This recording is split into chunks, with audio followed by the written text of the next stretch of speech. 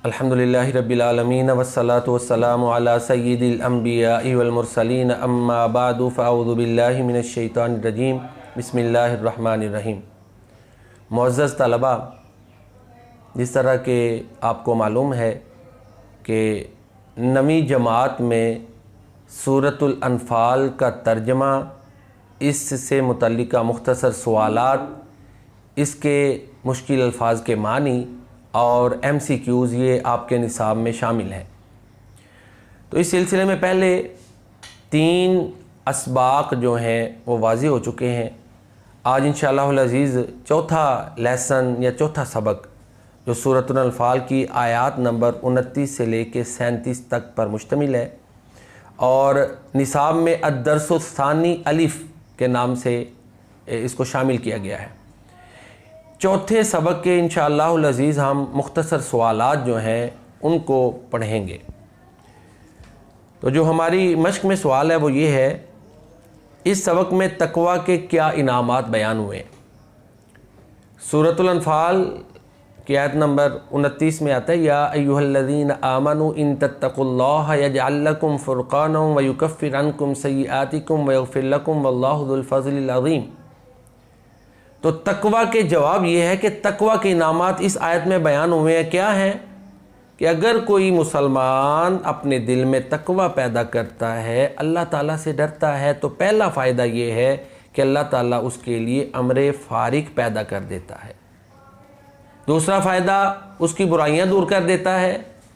तीसरा फ़ायदा अल्लाह ताला उसके गुनाह माफ़ कर देता है। और तक़वे का चौथा फ़ायदा ये है कि अल्लाह का फ़ज़ल अज़ीम उसको हासिल होता है। तो तक़वा इख्तियार करने के 4 फ़ायदे हैं, इसका ये जवाब है। अब एक सवाल ये भी आ सकता है कि अम्र फ़ारिक क्या है। तो अम्र फ़ारिक ये है, ये एक सलाहियत है जिससे इंसान हक़ और बातिल में तमयीज़ कर सकता है, हक़ और बातिल को अलग अलग कर सकता है।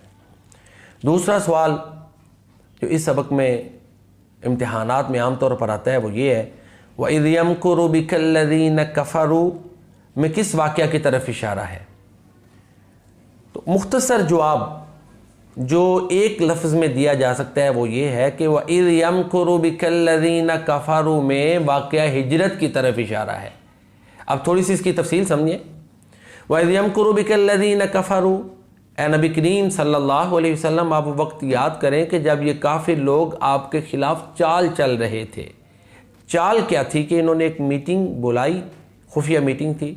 उसका एजेंडा ये था कि माज़अल्लाह इस्लाम को कैसे रोकना है, प्यारे नबी करीम सल्लल्लाहु अलैहि वसल्लम को माज़अल्लाह कैसे साइड पर लगाना है, ये उसका एजेंडा था। मुख्तलिफ तजावीज़ आई, कुछ ने कहा कैद कर दो, कुछ ने कहा आपको जला वतन कर दो। फिर जिस पर इत्तिफ़ाक़ राय हुआ वो ये राय थी, वो ये तजवीज़ थी कि माज़अल्लाह प्यारे नबी करीम सल्लल्लाहु अलैहि वसल्लम को कत्ल कर दिया जाए। तो अल्लाह ताला ने वो जो उनकी मीटिंग और उसका एजेंडा था उसमें जो मुख्तलिफ तजावीज़ आईं वो कुरान करीम में उतार दी। और अल्लाह फरमाते हैं वइज़ यमकुरु बिकल्लज़ीना कफ़रू, ए नबी करीम सल्लल्लाहु अलैहि वसल्लम वक्त याद करो कि जब आपके ख़िलाफ़ काफ़ी लोग चाल चल रहे थे, लियुस्बितूका कि आपको कैद कर दें, औ यक़्तुलूका या आपको कत्ल कर दें, औ युख़रिजूका या आपको निकाल दें। वयमकुरूना वो चालें चल रहे थे, वयमकुरुल्लाह और अल्लाह आपको बचाने का मंसूबा बना रहा था और अल्लाह की तकदीर तदबीर पर गालिब है। तो वइज़ यमकुरु बिकल्लज़ीना कफ़रू में वाक़या हिजरत की तरफ इशारा है, जिसकी मैंने थोड़ी सी तफसील आपको बयान कर दी है। तीसरा सवाल जो इस सबक में मुख्तसर सवाल आता है वो ये है, कुफ़ार के मुतालबे के बावजूद अल्लाह ताला ने उन पर अज़ाब क्यों नाजिल न किया।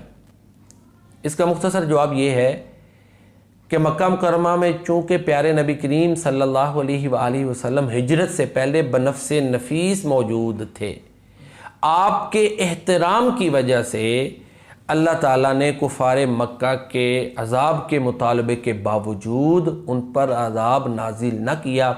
जब प्यारे नबी करीम सल्लल्लाहु अलैहि वसल्लम मक्का मुकर्रमा छोड़कर मदीना मुनव्वरा हिजरत कर गए तो फिर 7 साल कहत के जो है ना उस तरह की हालात जो हैं, जिस तरह के यूसुफ़ अलैहिस्सलाम पर वो 7 साल कहत आया था, उस तरह का कहत जो है वो कुफ़ार मक्का पर लागू किया गया, इन पर मुसल्लत किया गया। तो जवाब यही है कि चूँकि प्यारे नबी करीम सल्लल्लाहु अलैहि वसल्लम कुफार मक्का में, मक्का मुकरमा में मौजूद थे।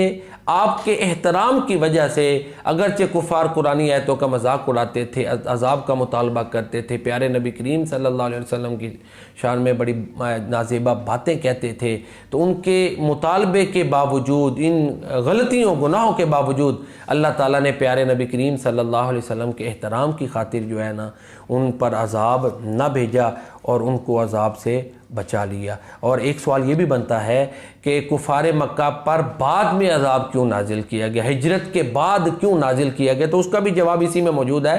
कुफार मक्का पर हिजरत के बाद अजाब इसलिए नाजिल हुआ चूँकि प्यारे नबी करीम सल्लल्लाहु अलैहि वसल्लम वहाँ से तशरीफ़ ले जा चुके थे। तो ये मुख्तसर चंद सवालात हैं सबक नंबर 4 के।